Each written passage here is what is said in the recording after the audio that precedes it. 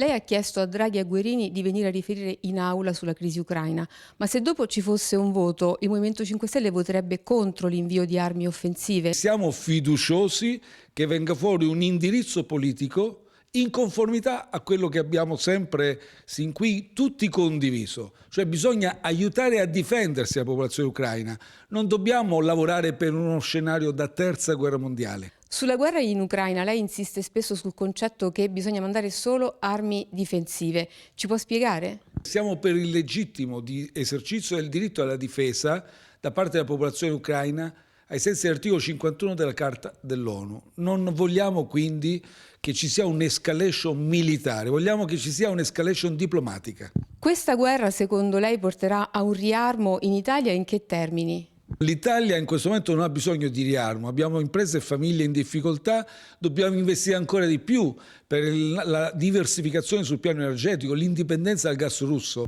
I senatori 5 Stelle sarebbero disposti a dimettersi in blocco dalla Commissione Esteri per far decadere il presidente Petrocelli? Il presidente Petrocelli è fuori dal Movimento 5 Stelle, l'ho già dichiarato, adotteremo tutti gli atti conseguenti. Se del caso anche siamo disposti alle dimissioni per garantire ovviamente una svolta nella presidenza della Commissione Esteri al Senato e quindi da questo punto di vista siamo disponibili a valutare qualsiasi evenienza.